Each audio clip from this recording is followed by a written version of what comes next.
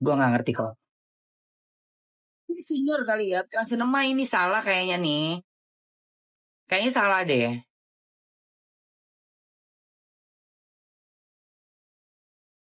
Oke, gue nggak ngerti, gue nggak tahu. Anyways guys, yes benar, apapun itu yang penting sudah mendunia, benar. Itu benar, makanya aku bilang kan, whatever sudah sampai di Cannes, mendapat penghargaan dari satu platform, apa nih tadi platform apa? Bukan UNESCO berarti ya sayang? Mungkin typo gue rasa sehari ini. Ini karena dari USC. USC itu United apa tadi USC sayang? Uh-uh. Mana tadi tuh? Kok jadi hilang? Ah, di atas. Nih, eh hmm, gue nggak ngerti sih, sumpah. Masih kayak agak bingung juga gue nih. UNESCO, Yayasan Princess Charlene, whatever. Uh-uh.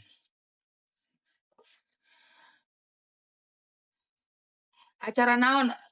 Penghargaan itu ternyata bukan dari UNESCO. Jadi kalau katanya Kompas itu penghargaan dari USC.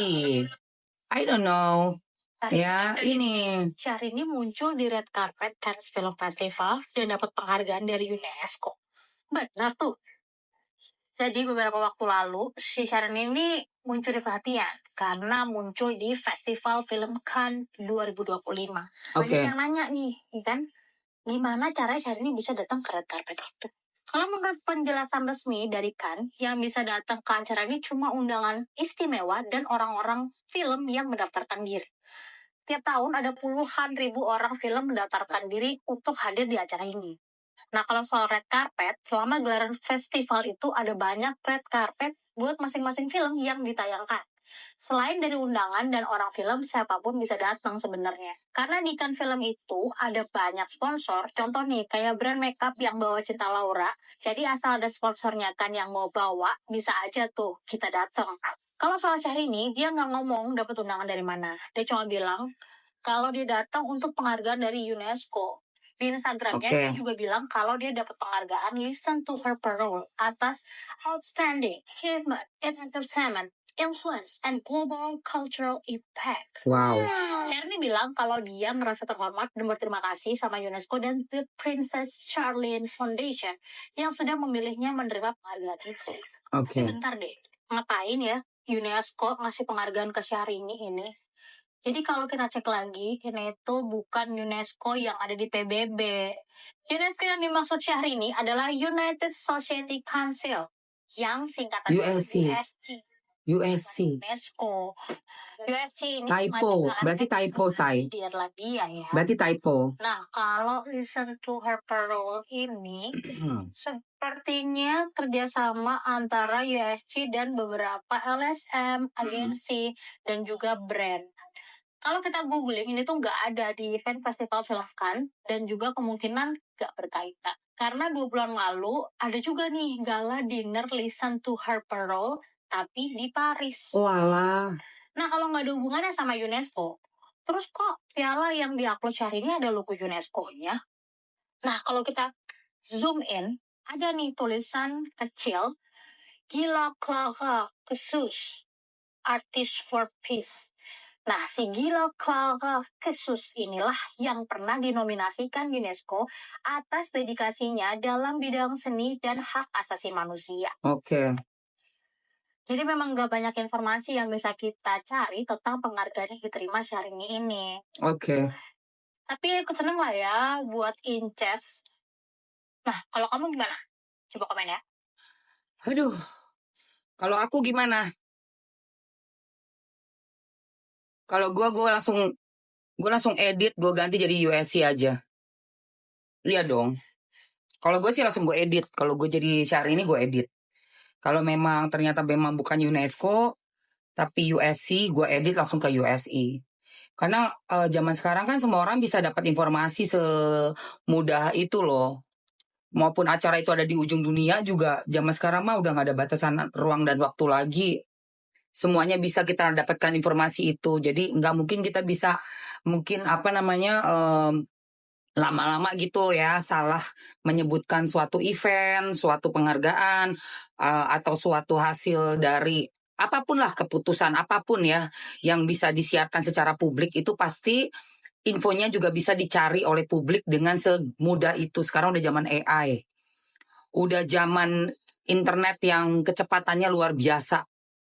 Nggak ada lagi kayak zaman dulu. Orang pergi kemana, bisa ngomong apa, kita nggak tahu cara nyarinya, karena terbatas sekali informasi. Bisa nunggu 2 bulan, 3 bulan, 4 bulan, tahun 90-an, tahun 80-an.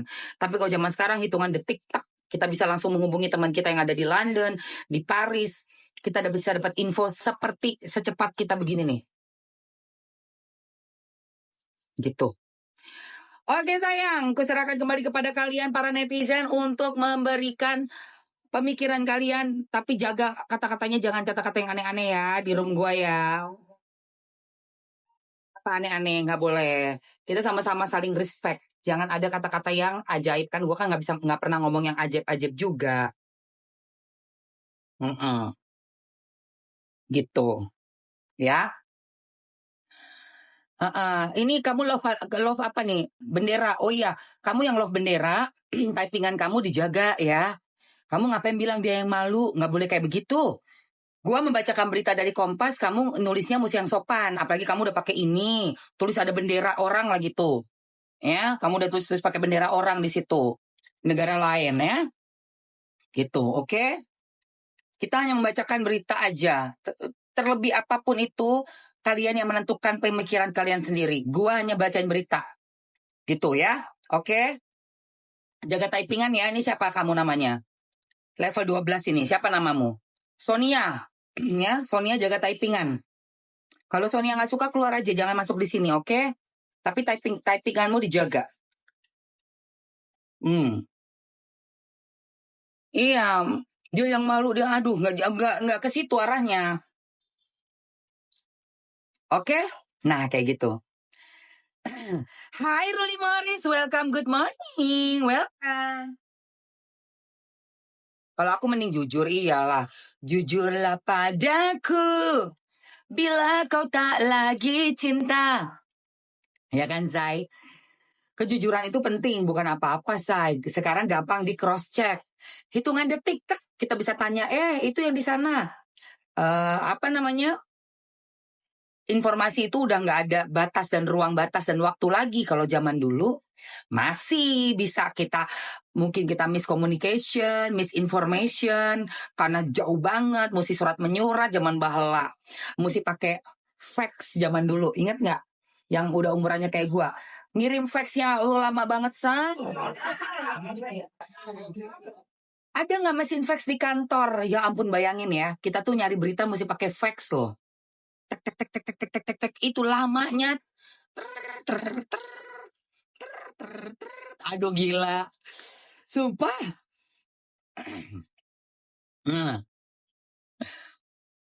Pengikutnya sikit siapa, Say? Mi hati-hati. Iya, ember. Itu pun harus ada orang yang ngejawab di sebelah ya. Gak ada HP zaman dulu, Say. Hai Ruli, welcome. Membalang ada HP ya, Bo? Kopi dulu, Mi. Jadi kayak gitu.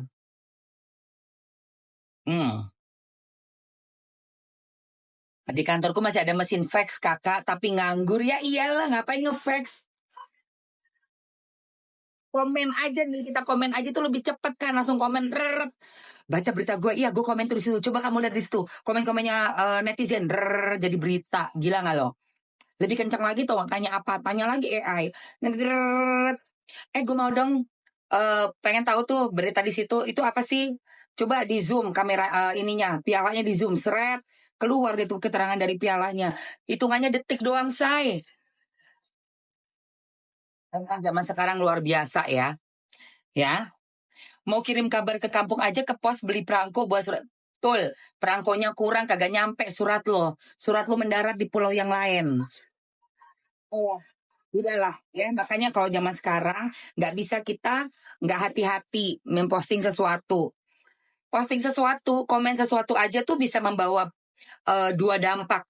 Satu, informasi yang real, yang benar, dan yang membawa dampak bagus, bisa viral, bisa jadi kita dieluk-elukan oleh netizen, terus bisa menjadi public figure baru, selebgram kayak TikToker kayak, ya kan? Pokoknya influencer yang terkenal.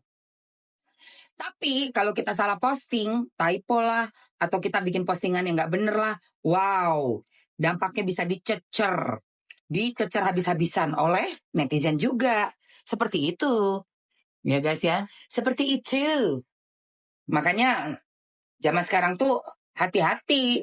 Typing, bikin caption, itu udah kayak suatu statement yang ada dampaknya buat kita gitu, yang punya akun. Mau telepon penting kudu antri di wartel.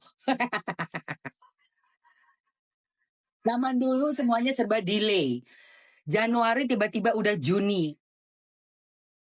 Lalu kita tahun baru kemarin, tiba-tiba udah bulan Juni. Lihat nggak sih? Tiba-tiba udah bulan Juni aja. Itu. Oke, guys. Gue udah ngomong, udah berbusa-busa belum mulut gue? Bibir gue. Tapi kayaknya masih kering ya guys. Oke. Tapi kayaknya belum ada berita-berita yang baru-baru dari Nikita Mirzani ya. Baru ada ini, apa namanya, statement balasan dari Polola yang menangani kasus Nikita terhadap pernyataan dari jaksa. Dan ada satu lagi nih, pengacara. Ada satu pengacara yang memberikan masukan, dan itu bagus banget kemarin.